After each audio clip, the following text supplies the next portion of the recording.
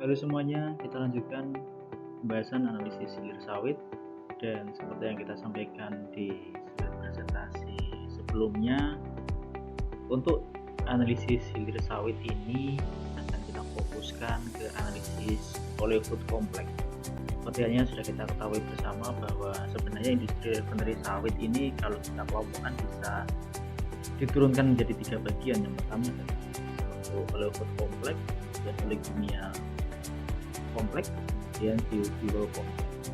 Nah, untuk oleofood kompleks contohnya misalnya industri minyak goreng, tiga, dan specialty fat dan sebagainya. Nah, sedangkan untuk oleokimia kompleks contohnya industri biolubrikan, biosurfaktan dan sebagainya. Masuk di sini bioplastik yang sedang tune in pada saat ini. Kemudian untuk biofuel kompleks kita bisa lihat ada biodiesel, biopremium, biolistrik, biogas dan sebagainya. Nah, kembali ke pembahasan atau penjelasan di awal tadi bahwa memang untuk analisis sawit yang saat ini akan kita bahas, kita akan fokuskan ke analisis oleofood complex.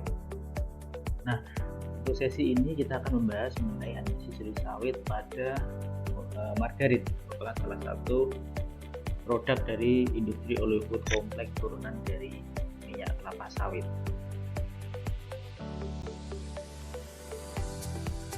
Margarin adalah produk emulsi lemak berbentuk padat, semi padat atau cair yang dibuat dari minyak atau lemak nabati dan air dengan atau tambahan penambahan bahan makanan lain seperti garam. Nah, karakteristik dasar margarin ini biasanya mengandung lemak tidak kurang dari 80% dan kadar airnya tidak lebih dari 18%. Dan ini masuk ke dalam salah satu mutu produk yang dinilai dalam suatu produk atau brand margarin.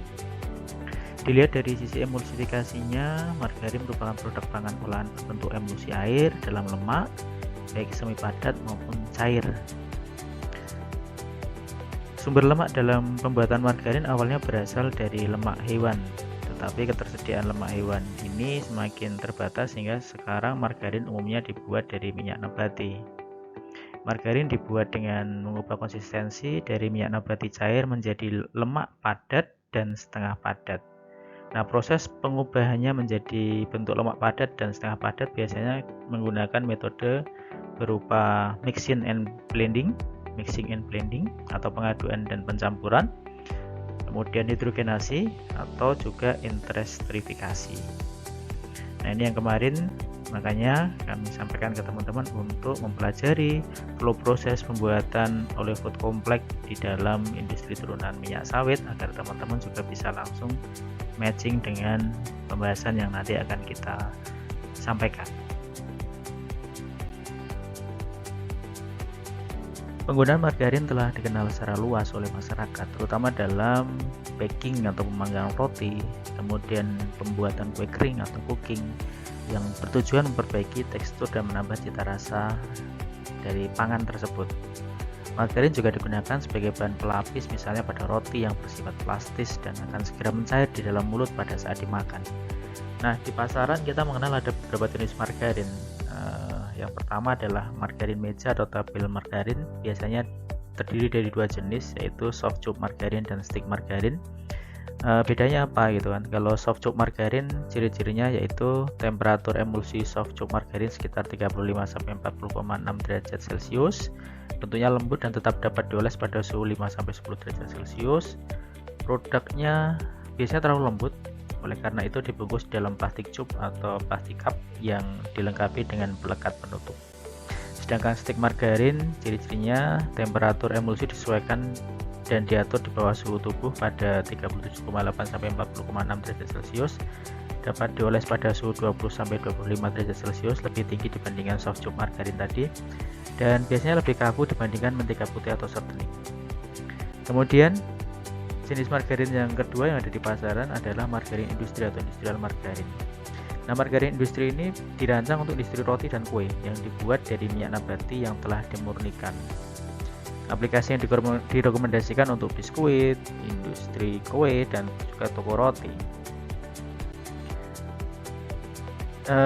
Jenis margarin ini memang sedikit lebih keras dibandingkan dengan margarin meja atau table margarin, dan digunakan untuk campuran roti dan kue.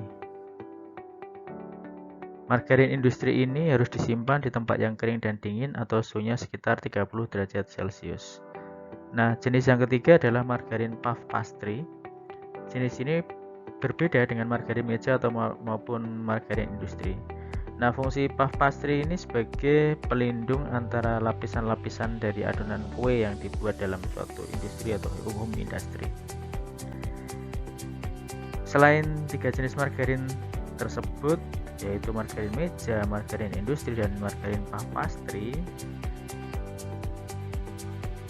margarin oles rendah kalori sekarang sedang dikembangkan juga nih dengan kandungan lemak 60%.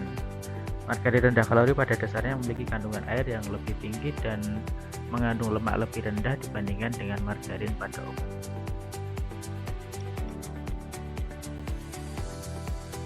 Secara prinsip, persyaratan minyak nabati termasuk minyak sawit yang digunakan sebagai bahan baku dalam pembuatan margarin yaitu bilangan iod yang rendah, kemudian mempunyai bilangan peroksida maksimum 6 oksigen per 100 gram, kemudian warna minyak menyerupai mentega, kuning muda biasanya ya, kemudian flavor yang baik, asam lemak yang stabil, titik beku dan titik cair dalam rentang suhu kamar, serta persediaan yang kontinu di suatu wilayah sehingga bisa menjamin kontinuitas produksi dalam industri margarin tersebut.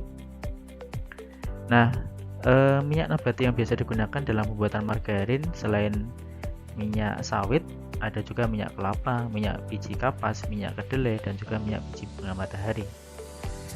Formulasi margarin saat ini dibuat dari minyak sawit dan fraksi turunannya dibandingkan dengan minyak inti sawit dan minyak kelapa. Kenapa tren ini terjadi gitu kan? Di dalam industri lebih banyak menggunakan minyak sawit dan fraksi turunannya dibandingkan dengan minyak inti sawit dan minyak kelapa, karena ketersediaan yang semakin terbatas dari minyak kelapa ini, sehingga harga minyak kelapa semakin mahal. Margarin yang menggunakan campuran minyak lebih disukai juga pada umumnya oleh masyarakat atau konsumen. Komponen yang harus ada dalam campuran tersebut yaitu minyak cair, liquid oil, lemak semi padat, semi solid fat yang biasanya mempunyai titik leleh mendekati suhu tubuh, dan bahan padat, hard stock ya, dengan titik leleh lebih besar dari 50 derajat Celcius. Nah, ini berikut kita bisa melihat sumber dan komponen campuran yang dipakai dalam pembuatan margarin yang terdiri dari liquid oil, semi solid fats, dan hard stock.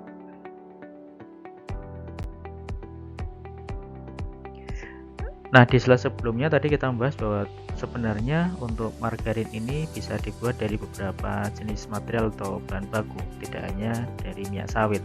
Tetapi margarin yang dibuat dari minyak sawit mempunyai keunggulan dibandingkan dari margarin yang dibuat dari bahan baku atau material lain. Yang pertama adalah tidak perlu dilakukan proses hidrogenasi karena kandungan lemak padat dalam minyak sawit sangat cocok dengan kebutuhan pada pembuatan margarin. Apabila padatan dalam minyak sawit tidak ditingkatkan, proses intersterifikasi merupakan alternatif yang cocok di samping proses hidrogenasi. Tapi ini pilihan saja di dalam proses produksinya nanti. Nah, di sisi lain, proses hidrogenasi menghasilkan asam lemak trans yang memiliki dampak negatif terhadap kesehatan. Nah, ini juga nanti menjadi pertimbangan. Nah, keunggulan yang kedua adalah penggunaan minyak sawit mampu menghasilkan kristal beta prime. Nah, kristal beta prime yang dihasilkan relatif stabil. Nah, kristal ini sangat diperlukan untuk pembentukan sifat plastisitas dan tekstur halus pada margarin yang diproduksi nanti. Kristal beta prime dengan kestabilan tinggi dihasilkan dari sumber minyak sawit dan stearin yang dibandingkan minyak nabati lainnya. Dan yang ketiga, komposisi minyak sawit disusun oleh asam lemak jenuh dan tidak jenuh yang seimbang sehingga secara alami minyak sawit mendukung formulasi margarin.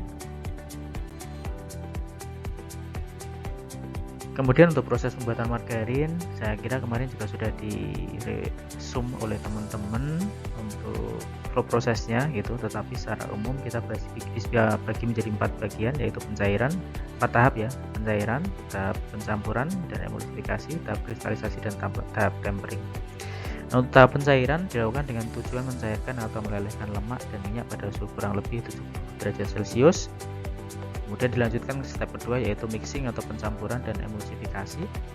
Nah, proses pencampuran kita lakukan dengan menambahkan minyak, lemak, bahan tambahan seperti emulsifier, lecithin, beta-karotin, flavor, garam, dan pewarna yang dicampur dan diaduk dalam suatu homogenizer. Biasanya suhu kerja homogenizer ini pada rentang 50-60 derajat Celcius.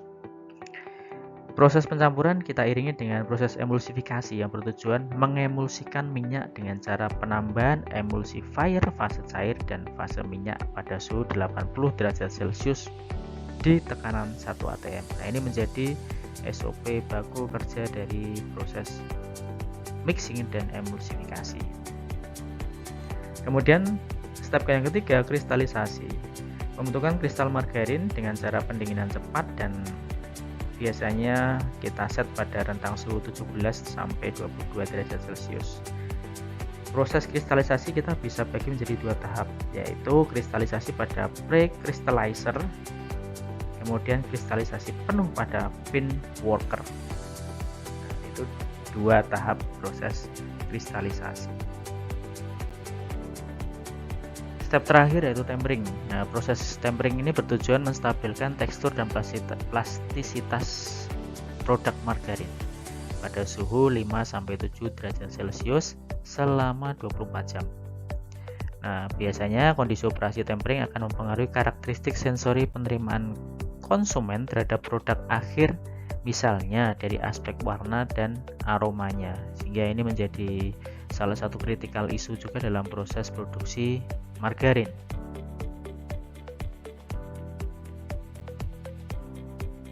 Oke, kita bahas mengenai analisis atau uji mutu margarin. Acuannya sama, yaitu SNI 013541-2002 di seluruh Indonesia dan di seluruh industri margarin.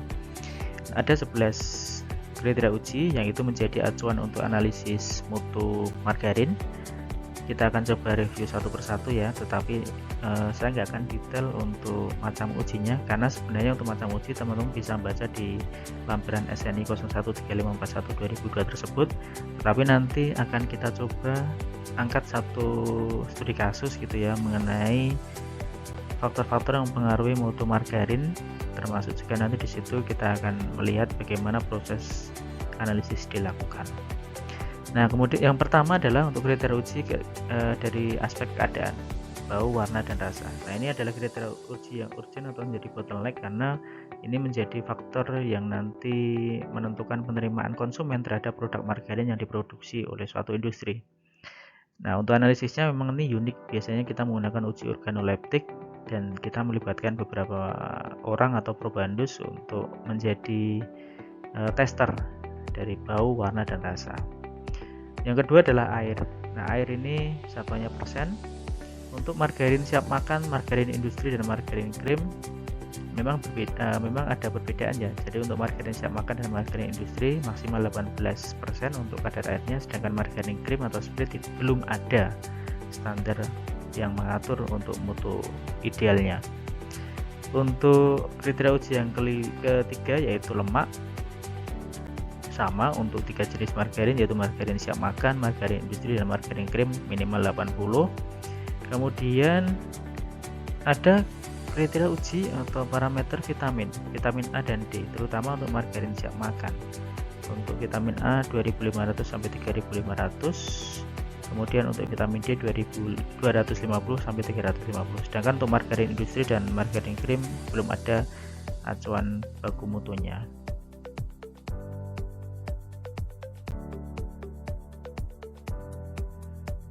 Kriteria uji yang keenam adalah sambutirat.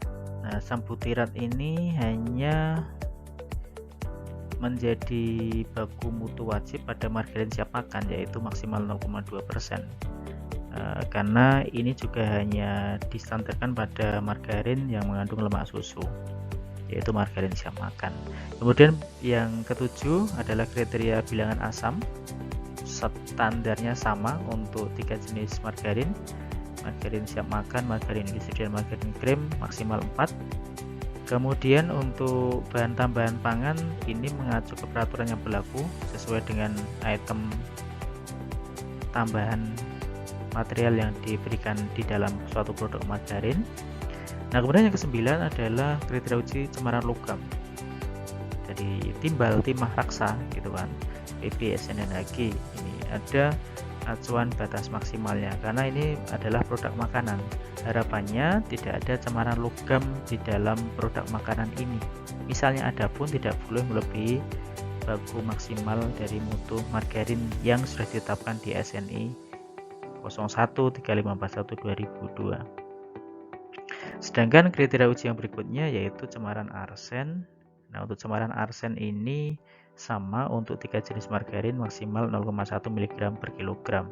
Sebenarnya poin 9 dan 10 ini juga konsepnya sama, jadi mencegah adanya cemaran logam, terutama logam berat masuk ke dalam produk makanan yang nanti dikonsumsi oleh manusia. Jadi menjadi urgensi dalam proses produksi margarin.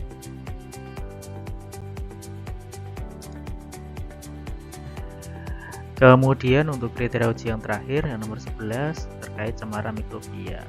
Nah, untuk cemaran mikrobia ini memang analisisnya spesifik gitu ya, karena memang selain menggunakan prosedur yang spesifik, juga membutuhkan peralatan maupun laboratorium yang khusus untuk peralatan laboratorium mikrobiologi. Berbeda halnya dengan prosedur analisis untuk kriteria uji sebelumnya yang bisa kita lakukan di laboratorium kimia dengan peralatan yang relatif cukup umum, familiar digunakan untuk analisis kimia. Nah, untuk cemaran mikrobia ini ada 6 uji yang biasanya dilakukan. Yang pertama ALT, angka lempeng total, kemudian bakteri coli, Escherichia coli, Staphylococcus aureus, kemudian Salmonella, dan Enterokoki. Untuk uji 1, 2, dan 3 ini sebenarnya relatif hampir sama gitu ya. Konsepnya adalah untuk melihat adanya cemaran bakteri coliform yang bisa menyebabkan penyakit pada perut. Kemudian Staphylococcus aureus, Salmonella, Enterokoki ini 3 jenis bakteri yang biasanya bisa menyebabkan gangguan kesehatan pada manusia juga. Sehingga 6 kriteria uji ini memang menjadi salah satu syarat juga untuk merilis mentega margarin ini di pasaran supaya aman dan tidak mengganggu kesehatan manusia. Baik, nah untuk pendalaman materi saya minta teman-teman membaca jurnal penelitian yang berjudul Variasi Lama Penyimpanan pada Margarin terhadap Perubahan Bilangan Peroksida, ALB, kadar air, dan uji organoleptik yang telah dilakukan oleh beberapa peneliti dari Universitas Semarang. Nah, di sini teman-teman saya minta untuk menuliskan apa sih yang teman-teman pelajari dari hasil penelitian tersebut mengenai faktor yang mampu mempengaruhi mutu margarin. Nah, nanti silakan dituliskan langsung di adlink yang akan saya sediakan untuk pengumpulan tugasnya. Boleh diketik langsung di adlink atau ditulis di kertas kemudian difotokan dan diupload di adlink. Begitu untuk pembahasan mengenai analisis hilir sawit terutama dari produk margarin, dan untuk besok kita akan lanjutkan ke produk selanjutnya. Terima kasih.